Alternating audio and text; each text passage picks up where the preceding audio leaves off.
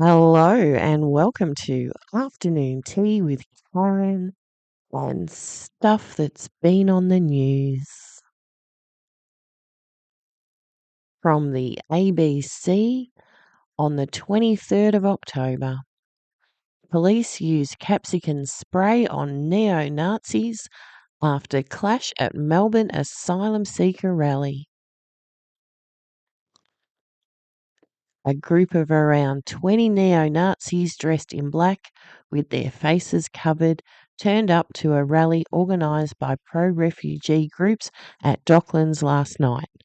Victoria Police said officers attended the planned rally outside the Department of Home Affairs in Docklands, which was being held to mark 100 days of continuous protests calling for asylum seekers to be granted permanent visas. So they knew that the police and the media were going to be there. So they've all got their matching outfits on. I don't know who they really are. They could be anybody. I did notice these interesting masks with the stitching, like there's some sort of apparatus under there. Anyway, back to the story.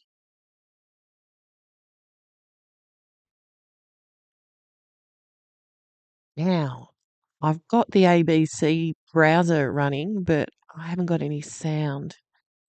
You can get the idea anyway.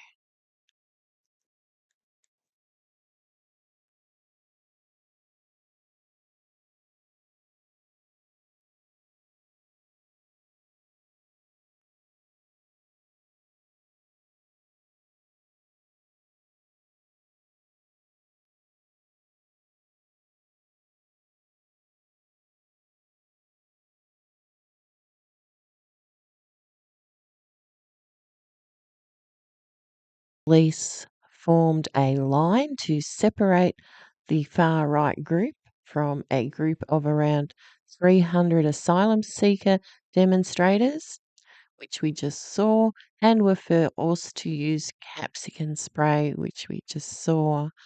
Jacinta Allen, the Premier. We have strengthened powers and we are looking at what more we can do to strengthen our anti-vilification framework. You know, it triggers me. She said the government would release details of updated anti-vilification legislation by the end of the year. The government is proposing to introduce two new serious vilification offences with higher maximum penalties, but it is not clear whether yesterday's neo-Nazi protest would fall within the scope of the laws. Victorian Greens MP Samantha Ratnam backs strengthening laws following Tuesday night's rally.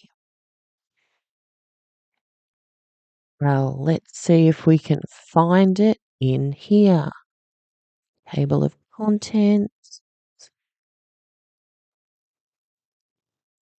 As a first step to implementing the legislative recommendations, the government passed laws banning the public display of the Nazi swastika. The government later expanded the ban to include the public display and performances of any symbol or gesture used by the Nazi Party, including the Nazi salute. So Western Australia has just banned the symbols, and New South Wales is talking about banning the symbols and the salute. In 2023, the government launched an extensive public consultation process to seek community and stakeholder feedback on broader changes to strengthen anti-vilification laws and protect more Victorians. So I did a 4-part series on this. The other 3 parts were stage 1, 2 and 3, Fun with Documents, Engage Victoria webpage invited public feedback for 102 days, 619 survey responses were received, as well as 122 written submissions. And that's all. This paper does not include any personal or identifying information from participants and only covers broad themes and perspectives that emerged.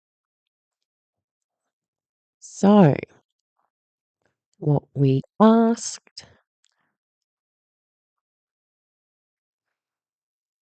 for feedback on expanding the existing criminal and civil anti-vilification laws beyond race and religion to protect Victorians who often experience vilification based on their sexual orientation, gender identity, sex characteristics, disability, HIV or AIDS status, and personal association with a targeted group. And also you can be vilified for multiple personal attributes. Improving criminal anti-vilification offences. We asked for feedback on how to change the law to streamline and improve criminal offences. Proposed changes included broadening the types of behaviour captured by the offences, whether serious vilification should require public act to take place, lowering the threshold for committing an offence to include reckless behaviour, whether the Director of Public Prosecution's approval should continue to be required, increasing the maximum penalty.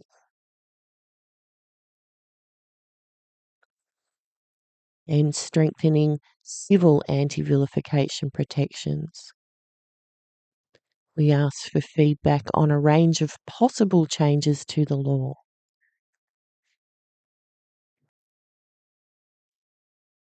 Introducing a new civil harm-based protection to restrict certain things people say or do that would cause harm to others.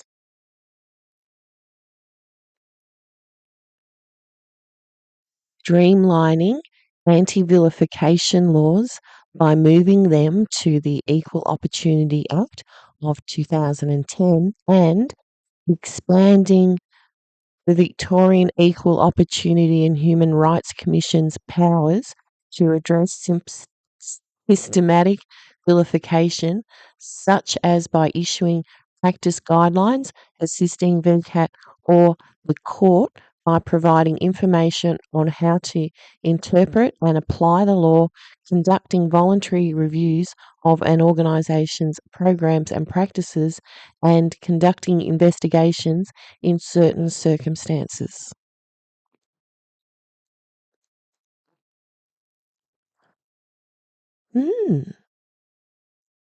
Anyway, and the end. The government continues to consider all feedback received as it develops changes to the law.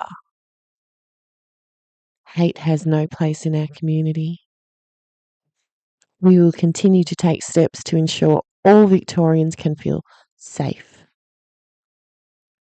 So, no, I don't think any of that was targeting the neo-Nazis. Anyway,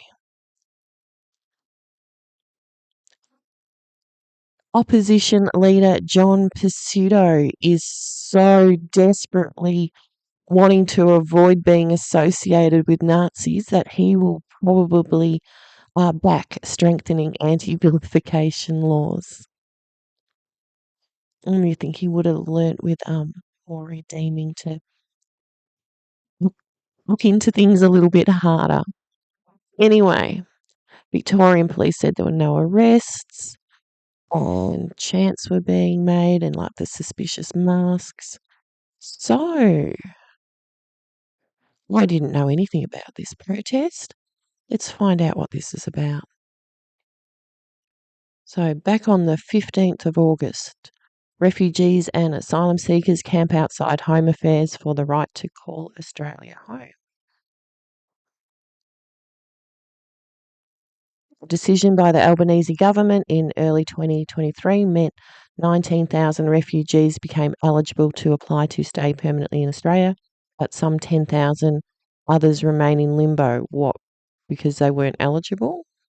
It's a bit vague, isn't it, the ABC? Right, the Albanese government abolished the fast track system with effect from July 2024, but those cases were rejected under the system remaining on bridging visas or with no visas at all. And there's Sam from the Greens.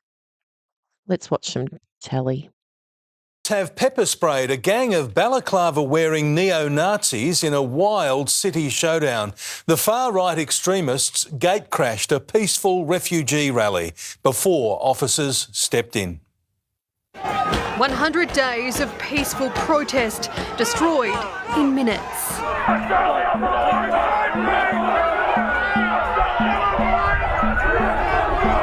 Concealing their identities with black balaclavas and sunglasses, a group of 20 neo-Nazis stormed the camp, spruiking offensive slogans and hate. Are we ever gonna see your race again? No way. It's frightening and it's devastating to see these racists so emboldened that they feel like they can come and attack a peaceful rally. Met by angry protesters, chaos broke out on Bourke Street. The activists chanted back, determined to fight for permanent visas. As police unleashed, deploying capsicum spray toward the far-right extremists. We made it clear to them that they weren't going to intimidate us, and in the end they had to scuttle away like the cowards they are. A group of asylum seekers has slept outside the Department of Home Affairs building for the past 3 months, demanding refugee status. They say this hasn't dented their spirits, with plans to ramp up their campaign. This is about people, it's not about politics, it's not about left or right, it's about what is right and wrong. All it takes is a signature. And there's a non-for-profit for that. Here's some community journalism.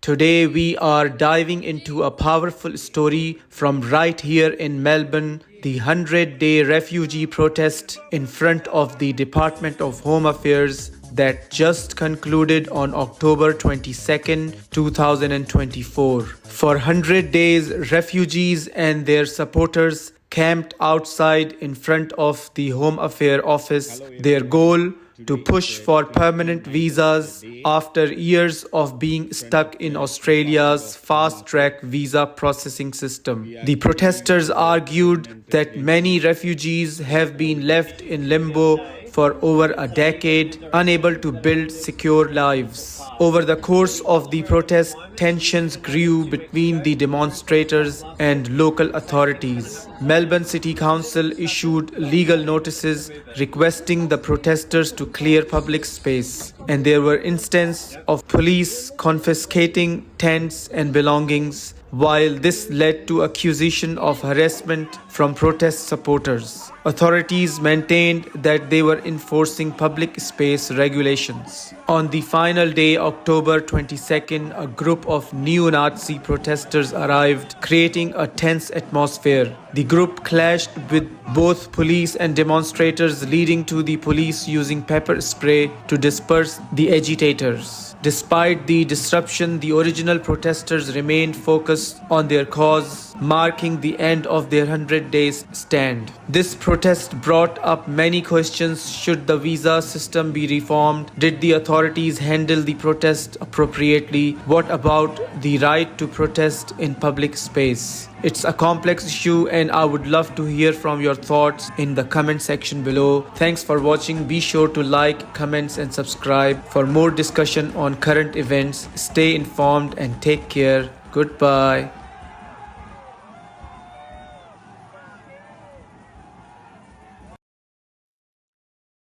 So that was from 7 days ago and heaps better than the ABC, wasn't it?